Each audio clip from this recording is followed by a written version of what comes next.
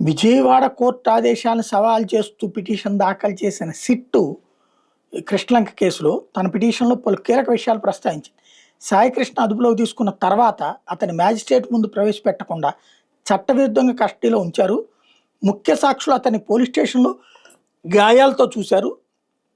సాయికృష్ణ కస్టడీలో ఉన్న విషయాన్ని నాగరాజు ఉద్దేశపూర్వకంగా దాచిపెట్టారు. 1/5/2026 నుండి 1/6/2026 వరకు సంబంధించినటువంటి సీసీటీవీ ఫుటేజ్ని డిలీట్ చేశారు.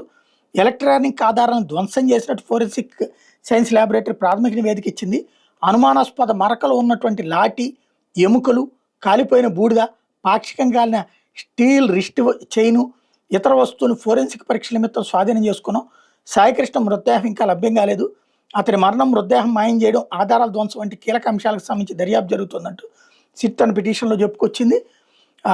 అయితే సాయికృష్ణ హత్య కేసులో ఎందుకని కోర్టులు అంటే ఇక్కడ రాజమండ్రి జైల్లో కాకుండా విజయవాడలో విచారించాలని ఎందుకు అనుకుంటున్నారు అన్న దాని గురించి అభ్యంతరాలు ఏంటయ్యా అంటే, ఈ నెల 10వ తేదీ వరకు నాగరాజును పోలీస్ కస్టడీకి ఇస్తే రాజమహేంద్రవరం జైల్లో నాగరాజు విచారించాలని ఆదేశిస్తూ పలు నిబంధనలు విధించింది. అయితే ఇందుకు సంబంధించి హైకోర్టులో సిట్ తరపున పబ్లిక్ ప్రాసిక్యూటర్ మెండలక్ష్మీనారాయణ వాదనలు వినిపిస్తూ నేరం మొత్తం కృష్ణలంక పోలీస్ స్టేషన్ పరిసరాలను జరిగింది.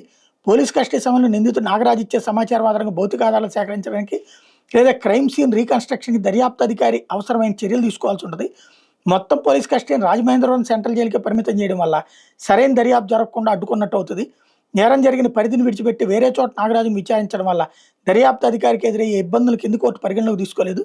దర్యాప్తులో భాగమైన అధికారులందరూ రాజమండ్రి జైలుకి వెళ్ళడం సాధ్యం కాదు. పోలీసు అధికారి అయిన నాగరాజు నుంచి వివరాలు రాబట్టడం అంత సులభం కాదు.